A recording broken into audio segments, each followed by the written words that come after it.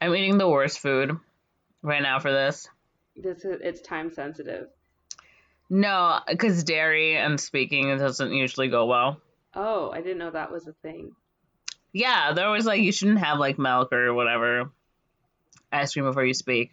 Wow. Anyway, I guess it doesn't matter. Are you recording? I have been recording this whole time. Perfect.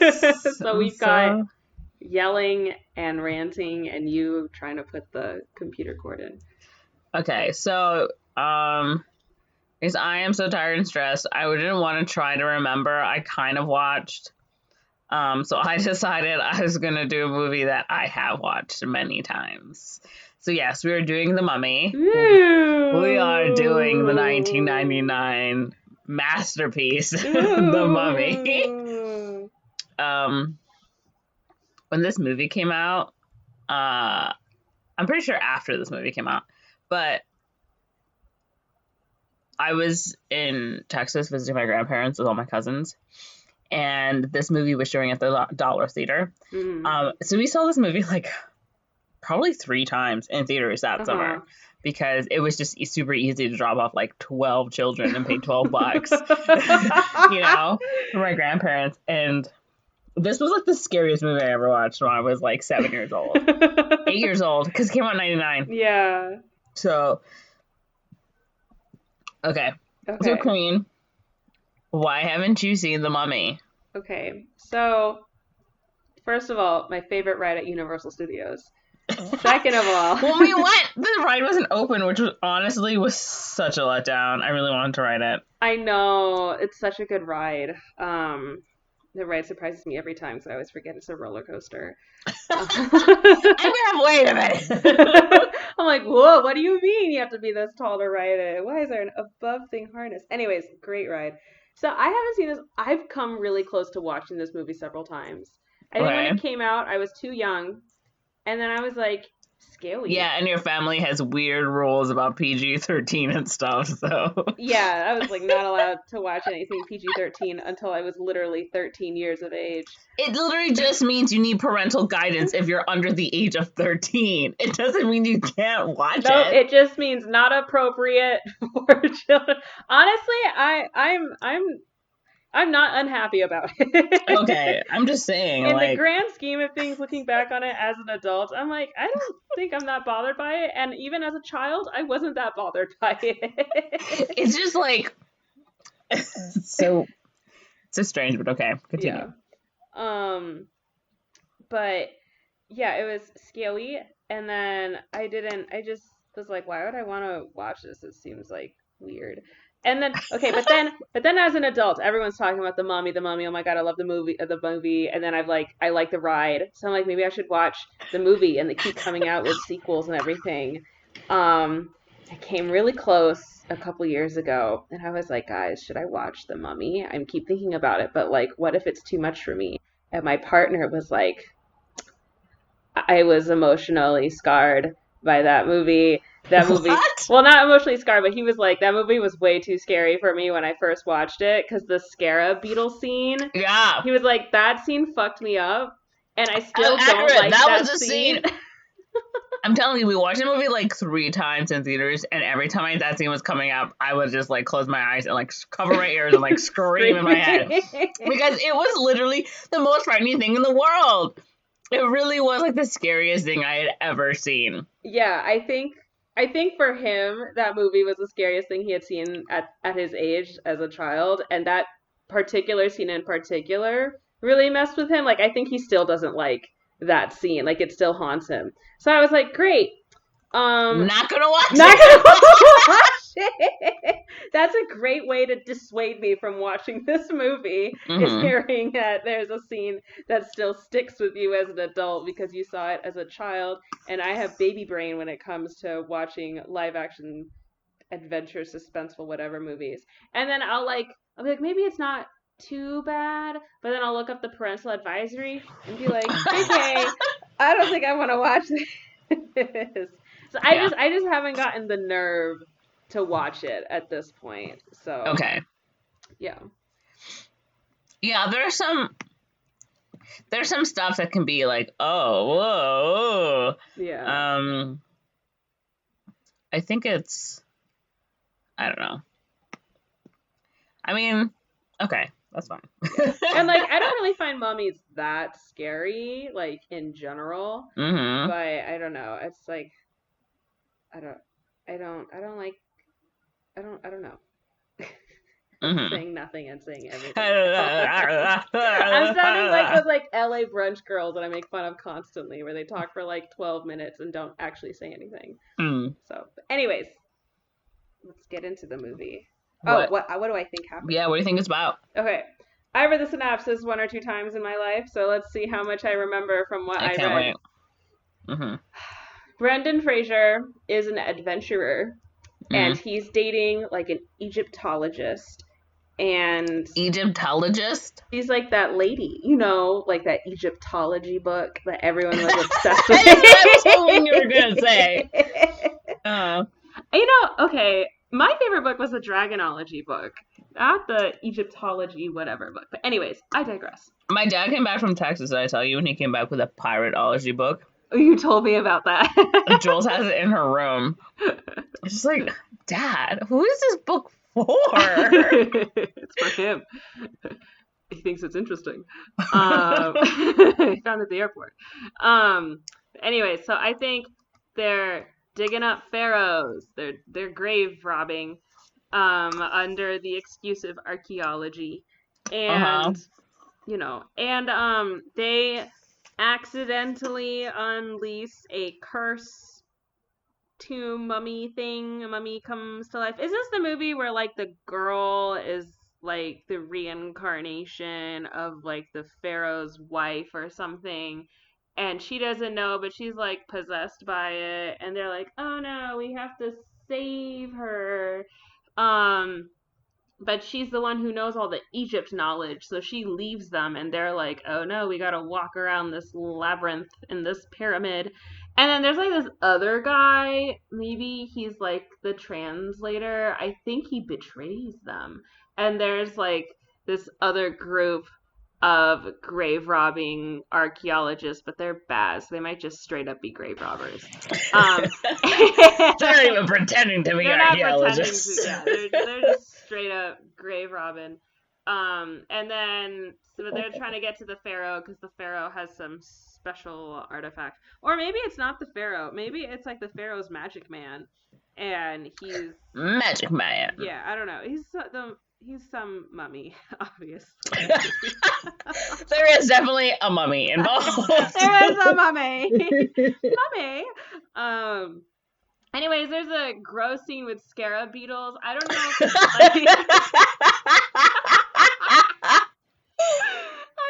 it's like the beetles go into this guy's arm and that's gross, or if it's like the beetles go inside a guy and that's gross, or if the beetles explode out of a guy and that's gross. Or all three. All at once. All at once. Anyways, people are scared of them. I don't even know if scarab beetles can eat flesh. But anyways, that's the scary part. Yeah. I wonder how they do it, because in Animal Crossing, the gold scarab beetles are small. Oh my god! And worth a lot of money. And I feel like these beetles, maybe they made them too big. But I don't know. This is a bit of a deranged summary. But anyways, has gone off the rails. Anyways, they rescue her. Brendan Fraser's hot, and she is hot, and this movie is like a bisexual awakening for a lot of people. I want to say her name is Marion. They rescue her, and then they defeat the pharaoh, and then the guy who betrayed them gets murdered because traitors never get away with it. And then they succeed at whatever they were trying to do, and they put the pharaoh back where he belonged. In the ground. Under and wraps. And they learn nothing because there are 3 or 4 more movies that follow after it. Okay. That's what I think happens. Okay. I feel like that's more of a vibes sort of summary. It started off. It is definitely a vibe. I was summary. trying to do the plot, and then I realized I really didn't remember much from the synopsis. I could like see the words. I was surprised how little you knew. I was like, oh, they're gonna know everything. It's gonna be so lame. And then Oh. you just were like, I don't know anything, actually. It's like, I bet as soon as you start reading, you'll be like, oh yeah, this and that and this. It's like a faint memory, but it's hard to imagine what happens because my only experience with it is written word and an amusement park ride. So there's very little I can do. I don't know anyone's motivations. I don't know anyone's motivations. That's the problem. That's the problem with you trying to figure out the synopsis. Yeah. Is you don't know their motivation. Plus, like, I'll read the first Mummy synopsis, and then I'll immediately read, like, the sequel, and then the third one, and then the Tom Cruise one, and then, like, whatever. So, Why would you read the Tom Cruise one? Because I wanna read, whenever I get, like, into, like, a movie series, and by into, I mean, oh, I'm reading the synopsis, and that's all I'm doing. So, did you read the synopsis of the original Mummy from the 1930s? Yeah. Because, no. Because this Mummy is technically a remake of that movie. There's 5 Mummy movies? Yes, so they wanted to remake the original Mummy from, like, I think the 30s, 1932. Yeah. Interesting. Okay. This is also Brendan Fraser's heyday. Yes, and because we're sort of in a renaissance, and I am in love with Brendan Fraser. I feel like I've talked about this with you, Corinne, but obviously not our 2 listeners. You and me. Hey, we love ourselves. So I guess I have talked about it with our 2 But continue though for whenever Jesse decides to listen to this. Yeah, but yeah, so like I'm in love. I'm in love with Brendan Fraser. I've been in love with him since I was a child. I'm so in love with him. So I mean, George of the Jungle. How could you? Oh my god! It's literally just him, like 90% naked, running around, oiled up, fully flexed out, and just being adorkable. Like he's so adorable. He's such a dork. He's cute and like he's masculine, but not like toxic masculine. Mm-hmm. He like super loves Ursula. Oh, what a great movie! I love that movie. I love that movie. I've been meaning to rewatch that movie. I'm like, it's on Disney Plus. I want to rewatch it again. I bet it holds up. I bet it's great. That scene where like he's chasing the horses and they're like, oh well, man, well, what is with the women and horses? And they're watching him like chase them. Yeah, and it's like it's not the horses, bruh. It's bruh. Yeah. Yeah. Okay, but we're not talking about George of the Jungle. We've seen it. We're talking about the Mummy. Okay. I literally sing to George of the Jungle. I go, George of the Jungle, see him. And then when they just scream, I go, like, I do a really stupid scream. And George, the cat, just looks at me like, what are you doing? I feel like I was like the only child that had watched that movie within like any circle of children I was with. Because I'd like want to quote it. I don't think anyone I swear knew we what should I was have just talking been about. friends when we were children. Because like sometimes all of our references, like, yeah. You would have been humming the George of the Jungle theme song, and across the classroom I would have been like, watch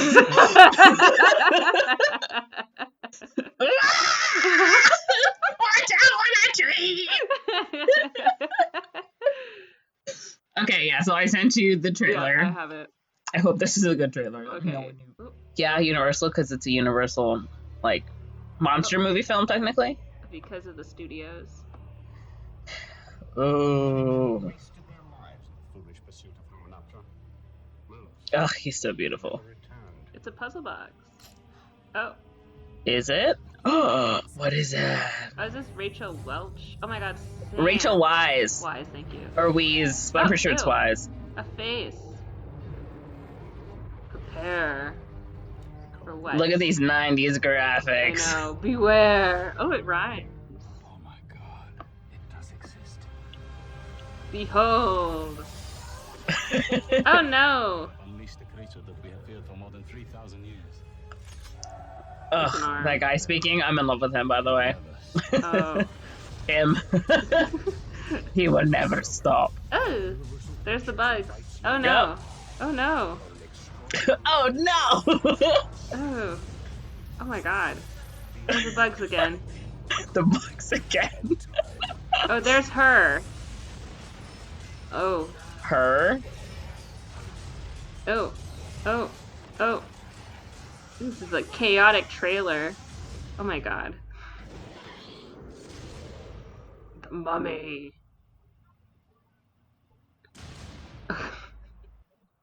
May That was 7th. that was an intense trailer. Is it looks like it might be more than one trailer, but let's just stop it there. Oh yeah, I thought it was looping itself, so I already auto stopped. Oh, okay. Yeah. I don't know. It might be. I was Maybe. wondering why. I was like, how is this 4 minutes long when this trailer seems like it's done? Yeah. If I know anything about trailer editing. So, Corinne, did Yes.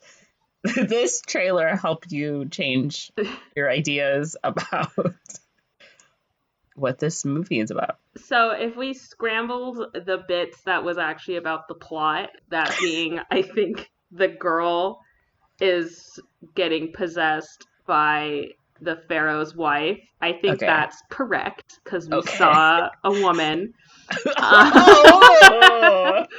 in Egyptian garb, and I think there is another set of antagonists that are trying to get the pharaoh for themselves, and things are falling over, and they're trying to survive. Things are falling over. I think someone betrays them. I think someone betrays them for gold, because there's one group that's like, we're doing this for science and education, and the other side is like, we're doing this for gold. So the gold side loses, and someone is like, I'm going to choose capitalism, and he gets punished for it, as he should. Okay. So, yeah, I'm not changing anything. I mean, even that lady was like wrapped up in ropes, and I think it's because she's possessed, and they're like, we gotta keep her under wraps. You can steal my joke from earlier. Okay. Are we ready? I'm ready. Okay. So it's like Egypt, 1290 BC. That's so long ago. So long ago. Picture this. Long ago. We are in the palace, and there's the high priest Imhotep. And he is having an affair with Anksunamun, who is the mistress of the pharaoh Seti. Oh, so was the priest and not the pharaoh, his magic man? Yes, I said that his earlier. magic man. Okay, Yeah, okay. yeah. So like he's like, she like goes to her, and she's like in this like gold paint, like covered all over it in gold paint or whatever. And they're like kissing, and then like I think the guards come with the pharaoh, and she's like, I'm all by myself. But of course, there's like a mark on her because she's in that paint of like his hand. He's like, oh, and they're like, it's you, whatever. He's like, you're cheating on me. And then she's like, you can't kill me. And she kills the pharaoh. She like stabs him, and all the guards see this. And then she like commits suicide. She like stabs herself. What? Cause she's crazy. Okay. Yeah. And Imhotep is taken away. He's dragged away. Wait, I'm getting this all mixed up. Imhotep and the lady kill the pharaoh. Oh, it's the high priest gets taken away, and then she kills herself. Okay, gotcha. Because she can't have her man. Why is she covered in this gold paint that cannot be good for your skin? I don't know what to tell you, Corinne. I don't have these answers. Okay. But basically, Imhotep, he gets taken, but he like breaks away, and so he's going to resurrect her from the dead. Because he's the magic man, as you put it. So he like steals her corpse, and he's like trying to bring her back to life. And they flee to Hamunaptra, which is the city of the dead, where they begin the resurrection ceremony. But they are caught by the guards before they can complete the ritual. And her soul gets sent back to the underworld. And for committing sacrilege or whatever, all of Imhotep's like priests are mummified alive, and so is he. And he is also forced to endure the curse of Hamdai. His tongue is cut out, and he is buried alive with a swarm of flesh-eating scarabs. Ew. And the ritual curses him to become an immortal walking plague if he were to ever be resurrected. He's buried under high security, sealed away in a sarcophagus below a statue of the Egyptian god Anubis, and kept under strict surveillance And they create like this basically society called the Magi. And the Magi are descendants of those original palace guards. And basically their job is to make sure that he's never released, right? Because if he's released, this horrible curse will fall upon the land. So they punished him by giving him a curse that will punish themselves. Corinne, I don't know what to tell you.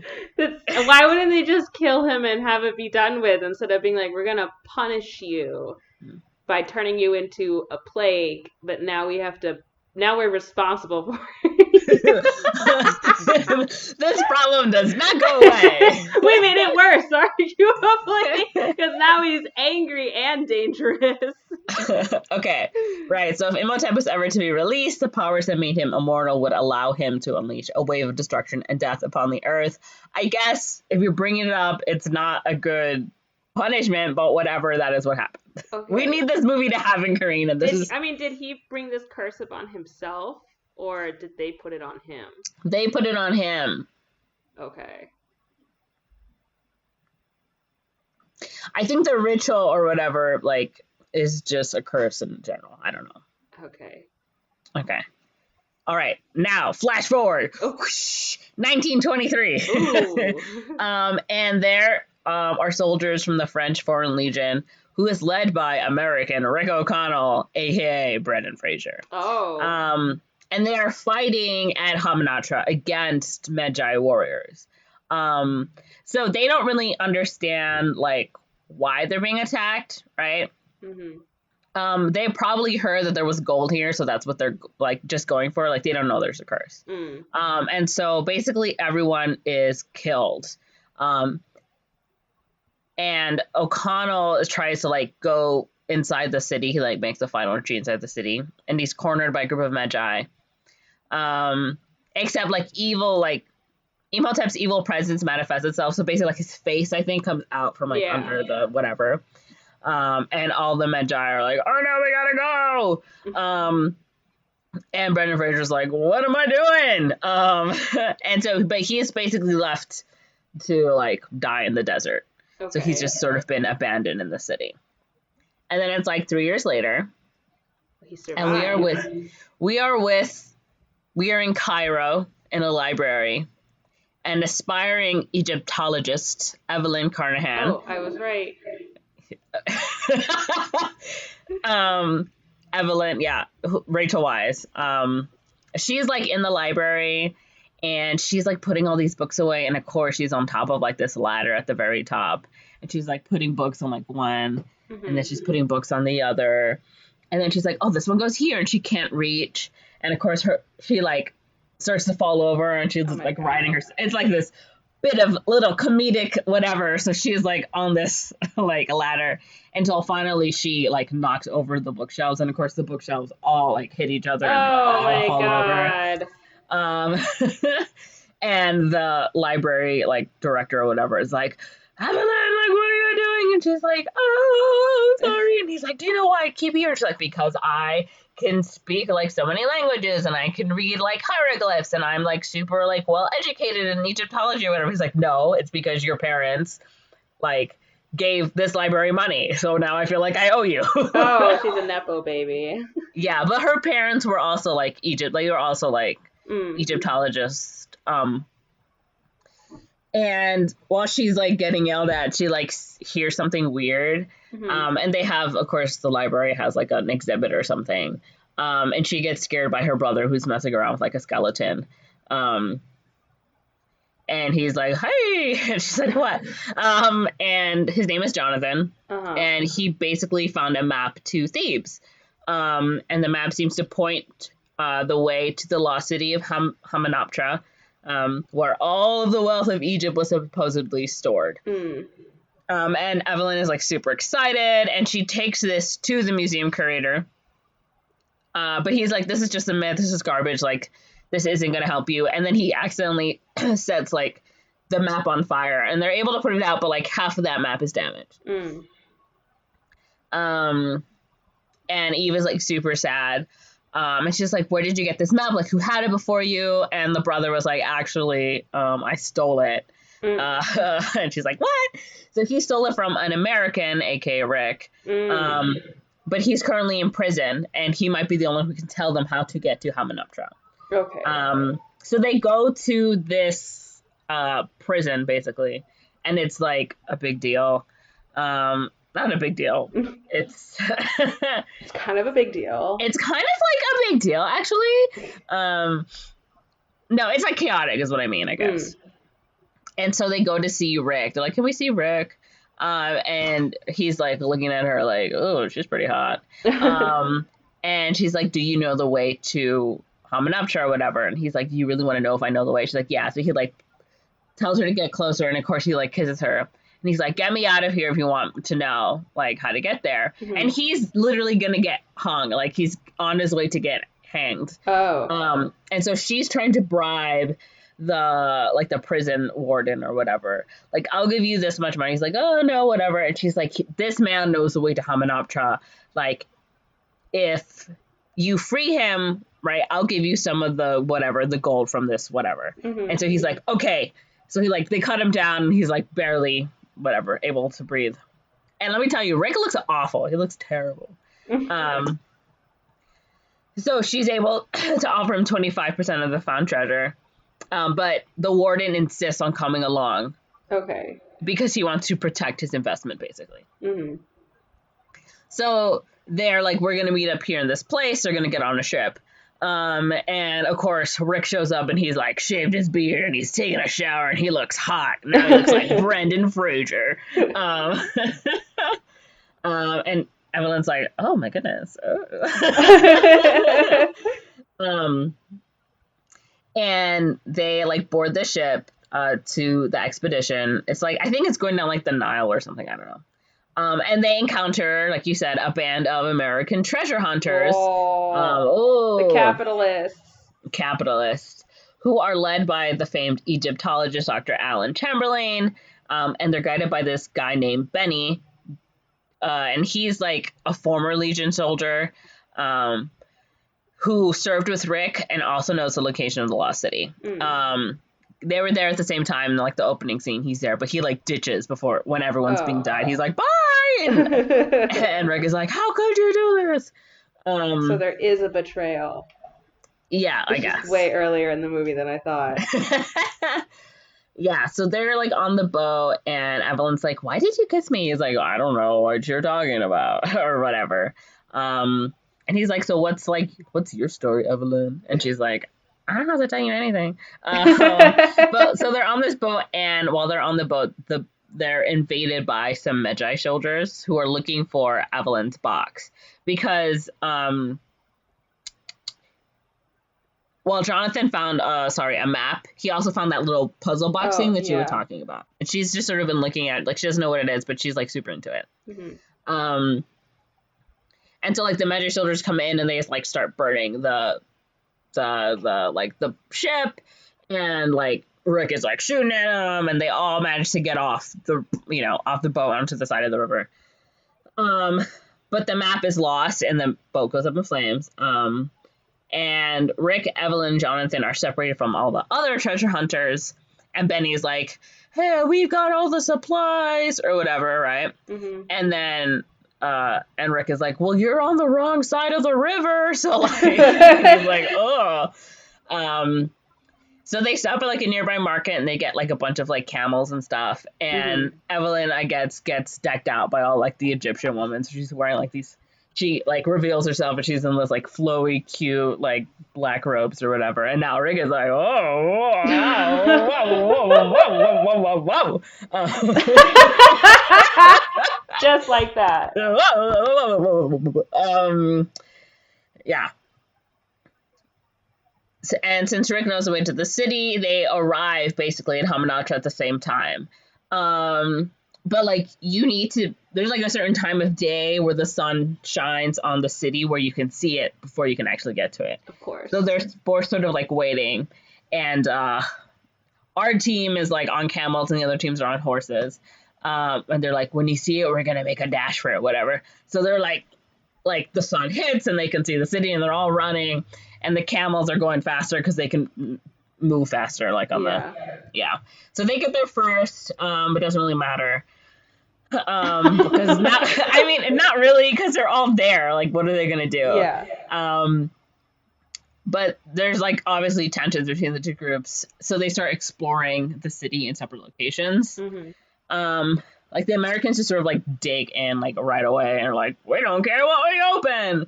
And they discover a chest between the legs of the statue of Anubis, and they open it, but the chest is booby trapped. So like as soon as it opens, there's these like acid spray, and like the people that they just hired to like help them get sprayed with it, and they die. And they're like, oh, well, that's super gross. And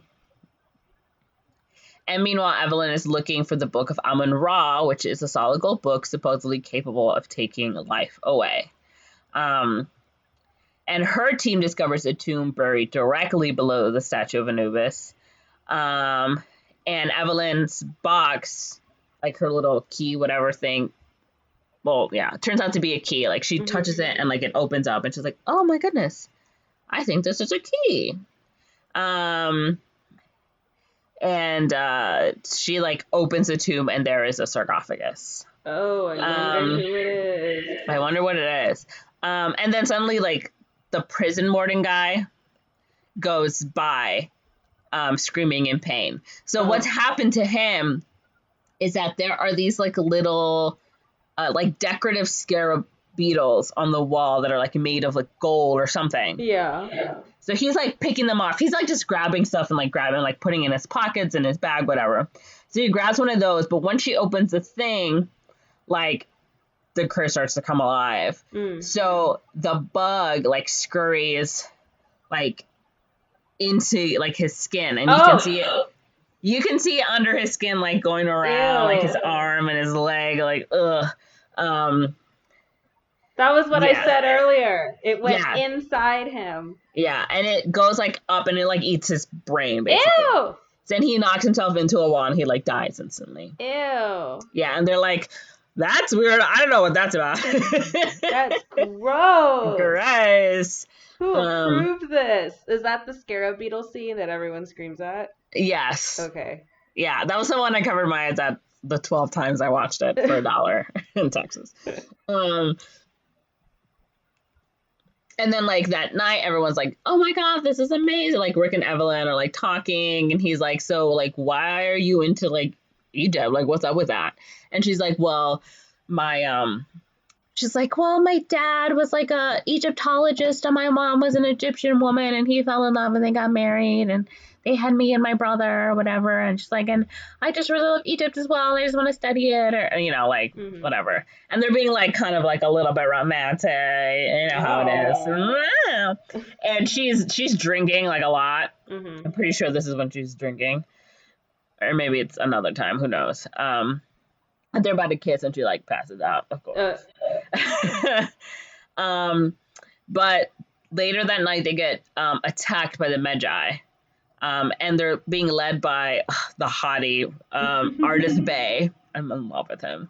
And Rick forces a standoff by lighting a stick of dynamite and threatening to blow everyone up. And Bay warns them of the evil buried in the city and gives them 1 day to leave. He's like, you have 1 day to leave. Get out of here. And then his group like rides out. Time to go. And instead of heeding his warning, the two expeditions are like, well, we're going to keep working on our project, because we're not going to listen to just some guys who have cool tattoos on their face and attack us in the middle of the night. And so, like, Evelyn, Jonathan, and Rick open the sarcophagus. And it contains, like, just the gory remains of Imhotep. They're like, ooh, that is gross. And Evelyn's like, this is a big deal, because, like, this is like a type of, I don't know, punishment like I've seen before, like whatever, like I've learned about. So she isn't aware of the curse, but she knows of like what has happened to him. And the team of Americans, meanwhile, they open a chest, and it has like a warning that's like threatens to kill everyone who takes its contents. And inside of it, they discover the Black Book of the Dead. And it has like the kind of jars, right, that have the mistresses' preserved organs. And they're like, I don't know what this is, but this is cool. I'm taking this. So they each take a jar as loot. And Dr. Chamberlain takes the book. He's like, oh, this is the book of the dead. Oh. And then Benny is like, this thing has a curse. I'm out. Peace. Classic Benny move. And at night, Evelyn takes the book of the dead from the Americans' tent because they're all like drunk or whatever. She can just take it. And her key also fits in it. She's like, oh my God, this is amazing. So she like opens it up and she starts reading a page aloud. Why aloud? Why out loud? Just she's read that like, shit to yourself. because you know, she's like, it's obviously an ancient Egyptian, like whatever. So she's like trying to, you know, work it out, whatever. So she's like reading aloud, and she accidentally awakens Imhotep's mummified remains. And this is no, it's immediately the first plague announces itself. It's a swarm of locusts that invades the terrain, forcing everyone inside the city. And then an entire group is separated into smaller parties when a giant army of scarabs break loose and eat everything in its path. So they're back in the city. I was like, what is going on? Yeah, they're back in the city.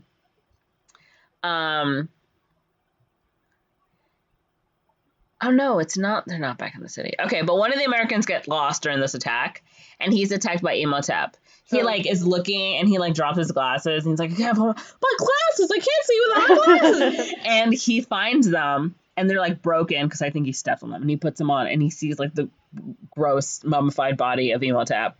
And Imhotep takes his eyes. Ew. And his tongue. Oh. And it like partially regenerates him. Does he just like grab them from his face? I don't think you see him like take it, but you see him later. With it out. Yeah, they find him and they're like, "Oh my God, he's missing his eyes." And then Evelyn encounters Imhotep, and he seems to recognize her, as the mistress or whatever. There we go. But Rick shoots him before everyone flees the catacombs, and they run into my hottie boy Ardeth Bay and his Magi warrior guys. And he's like, why did you do this? We told you this would happen. How could you resurrect Imhotep? He will now bring death and destruction. And they're like, well, the only thing we can do now is flee the city until we can figure out how to kill him. And so everyone leaves, but Benny is left behind. He also encounters Imhotep, but he's like, I'm actually a really good yes man. Like, let me just be your helper, I guess. Because he could he can understand him, like, because no one else can really understand what he's saying, but Benny can't. So he's like, okay, I will let you become my slave or whatever, which is like, great, love that for me. So yeah, now they're back in Cairo, and Rick and the Americans are all like, well, we're going to leave now. But Evelyn's like, I'm going to stay, right? And she's like, well, the curse is our fault. Like, we need to find a way to stop Imhotep. And the next day they have another plague, which is water turning into blood. Blood signaling that Imhotep is nearby. So basically, like, everyone's, like, drinking water or whatever. And, like, there's a fountain, and the fountain starts to turn red, and people are, like, spitting out their water. Like, what's going on? Some biblical plagues going on here. Some biblical plagues are going down here. Sounds like the god that cursed them was the Jesus god. Okay. For some reason. Before Jesus was a thing. I don't know what to tell you. So then the group are like, oh, well, Imhotep is probably going to go after those Americans. And the Egyptologists, because they have the jars of his, the lady, and they have the Book of the Dead. And of course, Benny has taken Imhotep to Cairo, and he has helped them track down the Americans. So, the guy who, I think they just took his eyes first, and then later they take his tongue. I don't remember. Anyway, it's still gross. But he's like in his room, and Imhotep comes. Yes, because I'm telling you, I think they just take his eyes. Ugh. And then Imhotep shows up. He's like, guys, is that you, guys? And then what's his face takes his tongue, Uh-huh. and I think he kills him most likely. Okay. And they find his desiccated body. And Imhotep is, again, he's regenerating. Every time he takes like a life or like an organ, he starts to regenerate. And Rick tries to kill Imhotep, but he is invulnerable to weapons. But there's like a cat who like walks past and he goes, "Oh no!" and he like leaves. and and like a dust storm, and Rick is like, "That's weird, but convenient to know." And he like goes back to his room, and there's another plague, which is a violent hailstorm. And he locks Evelyn in her room. He's like, "I'm keeping you here to keep you safe." And he orders the 2 remaining Americans to stand guard while he and Jonathan leave to warn Dr. Chamberlain, right? Big but mistake. the doctor's chamber is empty. But they see Imhotep killing him in the streets. Oh. And he takes the black book and releases a swarm of flies. And then Imhotep proceeds to Evelyn. He eats the American that's like on guard. And Eats him. He like consumes him. Ew. It's not like he's like, no, this is yummy, but like he like just consumes him, you know? Gross. Because he can like turn into dust and stuff. Oh, I see. So basically, as he consumes him, he like takes his life, his organs, whatever. And she's like sleeping, and he enters like through the keyhole by turning into sand. And he like tries to kiss her, but Rick like opens the door. He's like, "Get away from her, you freak!" And he's like, "Look what I have, a kitty cat." And he like throws the cat at Imhotep, and Imhotep is like, "I gotta go." And then they're like, "We gotta go to the museum. Maybe the museum curator might have some answers." And who they find there with the museum curator but our super hottie Ardith Bay. And we're like, "What are you doing here?" And the museum curator is like, "I am also a member of the Magi, which is why I burned your map, because I didn't want you to go and awaken him, and look what happened," right? And he's like, "I think that Imhotep is afraid of cats because they're the guardians of the underworld." And since he's not fully immortal yet, like he still has a fear of that. And he's like, "I'm pretty sure Imhotep is going to resurrect his dead lover, and he's going to use Evelyn's body to regenerate it." And then all of a sudden there's like a solar eclipse, and they're like, "We gotta go, this is crazy." And Evelyn's like, "Well, you know, if the Book of the Dead brought Imhotep back to life, the Black Book of the Dead and the Gold Book of Amun-Ra can kill him, right?"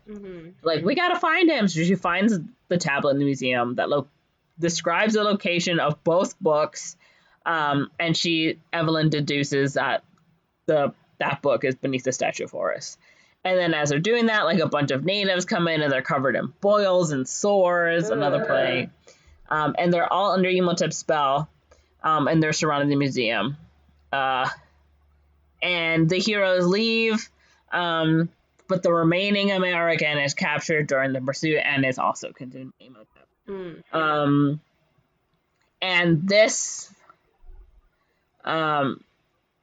finally like fully regenerates Imhotep. And Imhotep is like, "Come with me, Evelyn, and I will let your friends be free and safe." And she's like, "Okay." But of course, as they're leaving together, he's like, "Kill them." And she's like, "No." You know how they do it. And the museum curator sacrifices his life trying to hold back all the gross followers. And he's like, "Guys, get out of here. I need you guys to make sure we can stop this." And he dies like a true good guy. Yeah. And then Rick, Jonathan, and our hottie artist enlists the help of this World War II fighter pilot. They're like, "We need to get to Hamunaptra." And the fighter pilot is like, "No." And they're like, "Come on." And he's like, "Okay." There's like a whole reasoning. I can't remember why. So Imhotep returns to Hamunaptra in a sandstorm, and he's carrying Benny, of course, and Evelyn. And he's being pursued by Rick. And Imhotep uses his power to cause a huge sandstorm. But Evelyn is able to like distract him. I forget how. And so the plane is able to make an emergency crash landing, killing only the fighter pilot guy. I think he wanted to die in like a Oh. and like a plane crash actually. So it's a happy ending. Yay. Yay! And then Rick, Jonathan, and Artist enter Hamunaptra and discover a new area full of Hamunaptra's famed treasure. It's like, wow, look at all this gold. But they start to fight with Imhotep's resurrected mummy priests. So they're like these little like mummy guys, and they have like these things, and they're like, whatever. No one can see me doing my cool little action moves, but I hope those sound effects conveys what I am doing. Or the staff that you conjured up, yeah. It's like I could see it. Guys, I should do Foley. And they start fighting with like the mummy priest guys. But they find their way to the statue of Horus, and they find the book of Amun-Ra. And Artist sacrifices himself when they're cornered by the priest to allow Rick and Jonathan to escape, which is so sad. I love him. And then Imhotep is trying to resurrect his lady love or whatever. So he's like preparing to sacrifice Evelyn when Rick and Jonathan interfere. And Rick frees Evelyn from a group of mummies while Jonathan is like reading from the book like very badly because he's not very good. He missed that class in Egypt school to kill Imhotep. But it only summons a group of mummified guards, and they go after Rick and Evelyn.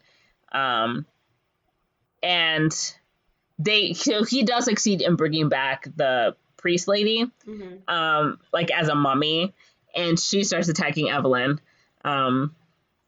And Jonathan finished reading the inscription, which gives him commands of those guards. Just before like they're gonna kill Rick. So then they command the guards to kill the lover lady. And so like just like in the beginning, they're like killing her. And Imhotep is like, no! And he gets super mad at Rick. He's like, I'm gonna kill you! And then Jonathan basically gives the book to Evelyn. And he's like, figure it out! And she like opens it. And she starts reciting the counter curse. And as Imhotep starts to hear it, he's like, no! Stop it! But his immortal soul is taken away from him, and he becomes mortal. And Rick is like, you're immortal now! And he like stabs him, and he dies. And he turns into like a mummy. And he leaves the world of the living, but he vows revenge. Yeah. And meanwhile, Benny, who was like, I found all this gold, is like trying to take all this gold out of the city. But he accidentally sets off a booby trap. So this booby trap starts to make the city Hamunaptra collapse into the sand. And they're like, oh no! And then Rick and Evelyn Jonathan are like, we gotta get out of here! And they like drop the gold book, and we're like, no, we need to get it. Like, no, leave it behind. And like Benny's like, I'm stuck. And Jonathan's like, I'll help you, Benny, come on. And Benny's like, oh. Anyway, he stays behind, and he's trapped.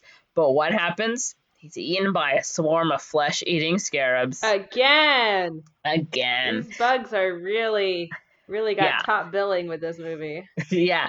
I'm thinking now they're probably not part of the curse. I don't know. But anyway. They're just around. I think they're just around. The heroes escape from Hamunaptra, disappearing in the sand, like Evelyn and Rick share a kiss on a camel. They're like, we're so in love and we're adventurers and we just saved everybody. Yeah. And Jonathan's in the back like, I guess I'm cool with you macking on my sister. And so yeah, they escape. And then who do we see? Our hottie, who unexpectedly survived, Artist Bay. Yay. And he waits for them outside, and he's like, thank you for your help. And they all ride off in the sunset. But they happen to have the camels that Benny was putting the treasure on. So they have all these camels with all this gold. Nice. Yeah, and that is 1999's The Mummy, starring Brendan Fraser, Rachel Weisz. I see. I don't think I can ever watch this film. I was like, I'm pretty sure Kareem won't watch this movie. I'm telling you, every now and then, I'm like, I want to see like a fun adventure movie. It is a fun adventure movie. Yeah. And then I read and talk to I people feel who've like seen it. if we watch this together, I could tell you, okay, close your eyes and cover your ears. Yeah. I think that would be the best way for me us to watch this movie. Yeah, for you to watch this movie. Yeah. Because I have seen this movie so many times. It's on Hulu right now. Mm-hmm. I rewatched it a few weeks ago. I think I was falling asleep, to be honest, but I mean, yeah. So it's a good movie. Mm-hmm. It's definitely fun, mm-hmm. and it's definitely playing with like, I don't know, like the tropes of like the adventure movies mm-hmm. and all that stuff. And I mean, Rick O'Connell truly is just like a wife guy. He's just like, this is my wife and I'm so proud of her. She doesn't even know I've been wifed up by her yet. She has no idea she wifed me up. Like, truly. Yeah. He's like, if it's happening in the future, then it may as well have happened right now. So He's like, I'm gonna marry that woman so hard. I see. Okay. I feel like, all in all, my summary, if we look at just the plot, is really not that far off. Why are you so desperate for this win? I'm just a desperate person. Oh my gosh. Jeez. Calm down. Okay. Yeah, it sounds like a fun romp. The Beatles sound terrifying. They are terrifying. I already don't really like bugs. Tell me about it. I was gonna say, like, I don't have issue with scarab beetles, and you know what? I want to keep it that way. So. Oh my god. Yeah. I don't know if I will ever watch this movie. Mm-hmm. Unless I'm watching it literally with you and you know exactly like the timestamp to just be like, okay, Corinne, leave the room and then come back when you hear the bell or something. When you hear the bell? So stupid. Something like that. I have to watch this movie supervised. Yeah, I agree. To protect me and my poor little brain. Oh my god, you're such a child. I am. Yeah, I don't really have anything else to add to it. It doesn't seem like that deep of a movie. It's not, but it's beautiful and it's fun. Yeah. I'll give it... My objective score is 3 out of 5. But my personal score is like a 2 out of 5. Because I always want to watch this movie, and then I'm dissuaded because I don't want to see those types of deaths. So... But I do want to see Brendan Fraser looking cute. Oh my god. He looks excellent. I love him. Mm-hmm. I give this movie a 12 out of 5. 12 out of 5. That's the highest rating we've ever given. Is it? I think. I don't know. Maybe Anyway. you've given something a 100 out of 5 before, but 12 out of maybe. 5 is still pretty high. 12 out of 5. Wow. It's just like 3 5s. super fun. It's just a fun movie. Mm-hmm. It's funny, there's action, it's everything. Gotcha. Cool. It's like a horror movie in parts, honestly. Well, it is a remake of the original Mummy horror, so it does have horror elements in it. Like, it's obviously going to have some horror in it. Yeah. Yeah, there's a lot of that old school kind of horror in there, which I'm like, okay, yeah, that makes sense. So, yeah. Honestly, I feel like There's a lot of unethical stuff in Egyptology now that we look back on it, but because it's like grave robbing. But anyways, that's a conversation for another thing. That's like not even related to this we don't have time for movie. this. We don't have time for it. Well, that's the episode then.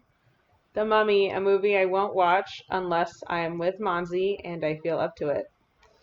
Love it. Yep. And that I trust Monze not to go, oops, should have told you to cover your eyes for that one, and I What? forgot. It's truly the biggest trust fall exercise of our friendship is watching a movie I can't really watch otherwise. But yeah. Sounds good. Thank you for telling me about it. You're welcome anytime. I feel enriched. Okay. Well, where can they find us? Oh boy, you can find me at Magic Monster. Don't expect any postings. I am so tired and stressed. And And just... Gatito George. Oh yeah, and George the cat, who is sleeping, but he's like super far away from me, like a little a-hole. I think he's mad at me for some reason. He's a sausage boy over there. Yeah. Not even a loaf. He's a A sausage. sausage. My big fat. Just It's the a sausage part of the sausage bread. Yes. Okay. And you can Yes, find me his at Instagram is Korean. Gatito George. Yeah. And Korean is Korean? Yeah, Korean is Korean. That's 1 R and 2 N's. Cool. Thank you for listening. Talk to you guys next time. Next time? Next time. Bye. Bye.